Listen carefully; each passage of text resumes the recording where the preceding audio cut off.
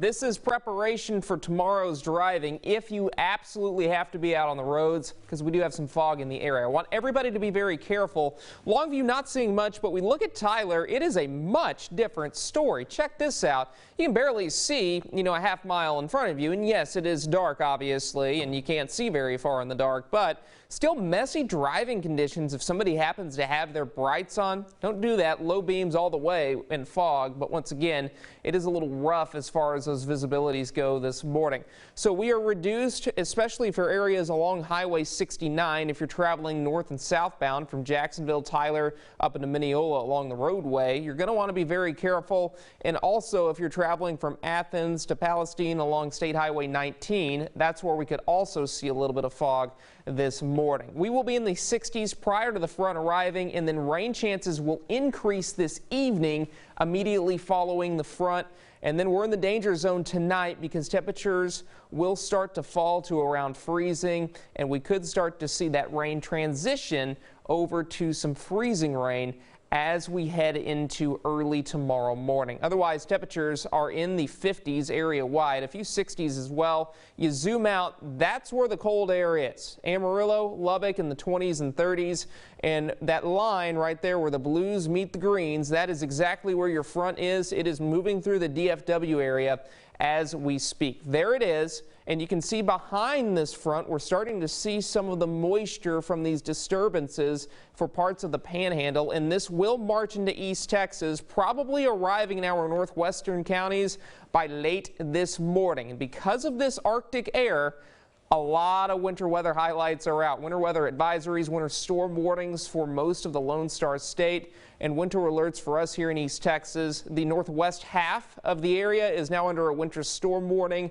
and then the counties bordering those winter storm warning counties are under a winter weather advisories. Now, if you live in the purple, I do expect some icy patches on those bridges and overpasses, so you need to take this as seriously as those in the winter storm warning, so we will certainly keep an eye on that. But if you do live in the winter storm warning, we could see some icy roads and some power outages as well. Here comes the front. This is noontime today. Notice 30s and 40s behind the front, 50s and 60s in front of it.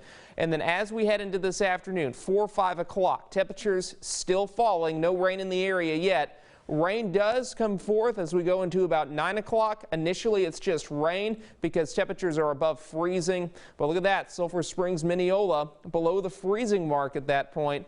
Front's going to continue to slide to the south and to the east. We're around freezing by 11 o'clock, but the deeper cold air is still to our west. That is where we're starting to see that rain transition over to some freezing rain. 3 o'clock in the morning, still right around that freezing mark for the Tyler area. And then we do drop below freezing for most of our western counties, Jacksonville, Gilmer to the west included. And that's when we do start to see a coating of ice on area roadways. That was 7 o'clock in the morning. By 3 o'clock tomorrow afternoon, it just gets worse. We go from the upper 20s and lower 30s into the lower to middle 20s, and this could be a continuation through at least 7 o'clock tomorrow evening, but things do taper off by early tomorrow night. How much ice are we going to see? Well, greatest accumulations will be confined to our northwestern counties. That's the highest possibility of seeing a power outage. That is in the light blue. Up to 1/4 of an inch of ice is expected in the purple here, or the pink. About 2/10 of an inch of ice, and then here to the south and to the east and deep East Texas, I hardly expect anything at all. I mean, if we do see any icy accumulations, it will be confined to those elevated surfaces, and it's not going to amount out to very much, maybe up to 1/10 of an inch, but still enough to cause issues. Here are the next 7 days. Once we get through Thursday night, we do dry out, and temperatures will warm into the 40s and 50s by this weekend.